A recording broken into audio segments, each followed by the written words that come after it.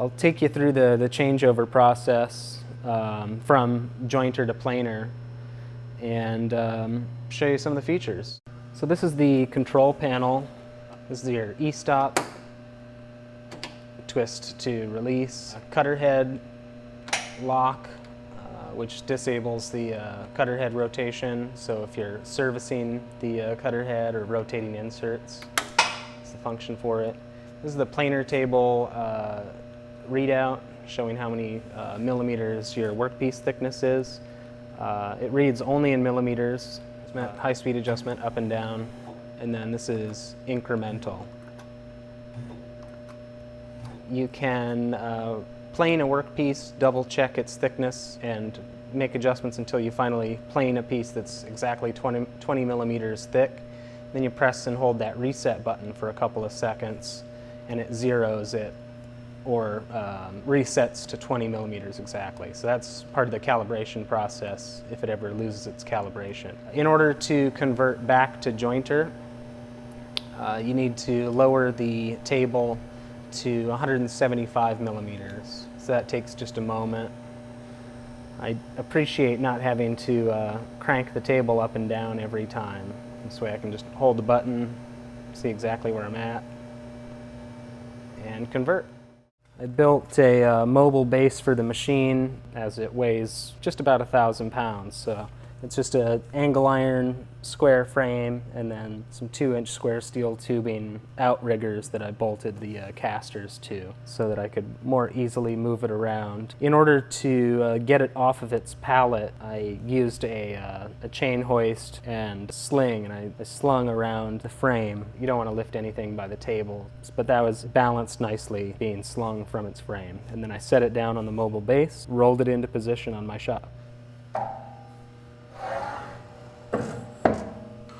So that's with the fence at its farthest out position. It's capable of jointing a full 16-inch capacity. Sometimes they're capable of a little bit less than their indicated measurement, but this one is true to form. I like European style guards versus the American pork chop style. This particular one I'm not entirely satisfied with. It's a little bit fiddly to adjust, and this is about as far as it can extend, so it can't quite guard the entire cutter head if you're jointing a full 16-inch board. Granted, your hands aren't going to be all the way over there anyway, but it's still a little bit finicky to adjust, and it would be nice if it articulated and hinged so that when it's farther over, it doesn't obstruct the operator as much, but that's how it is.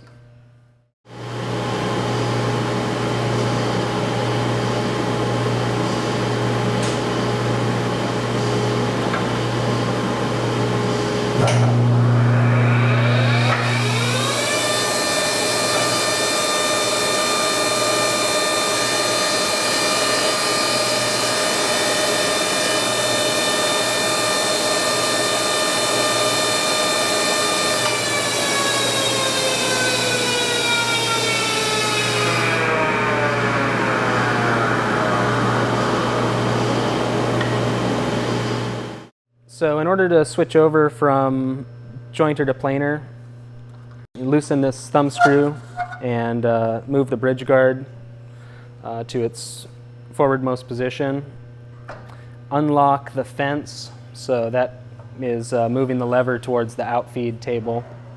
Slide it over, lock it back down. These lock handles are what lock the table down, so quarter turn and they release. Then just lift the table straight up.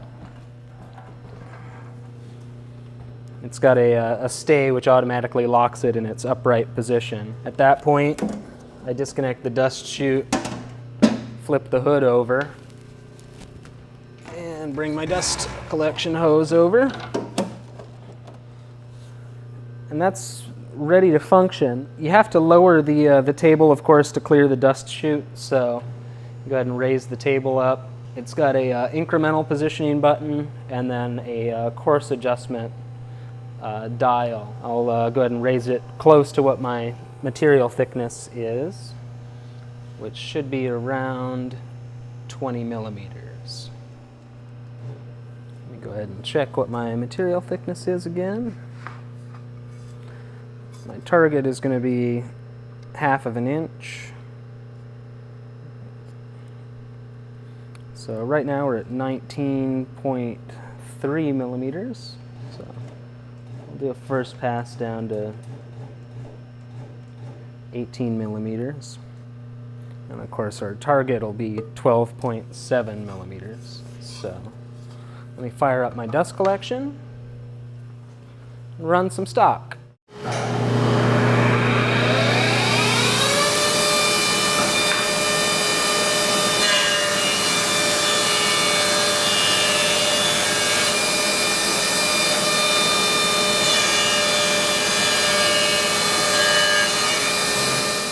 So this is the cutter head. It's an indexable helical cutter head. There's 6 rows of carbide inserts. There are 4 sides, rotatable. I have a Schilix cutter head from Bird that I use on my shaper. This compares just as well as that cutter. The table has adjustments for its pressure rollers on all of its connection points, a pressure bar front and back to help control snipe, and a lubrication point on either cutter head bearing. All right, I'll show you how to change back over from planer to jointer.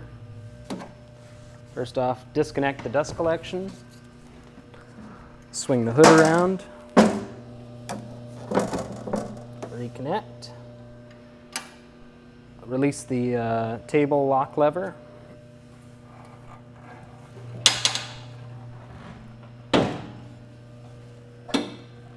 lock the tables back down, release the fence, slide it over, and move the bridge guard back over. That's it.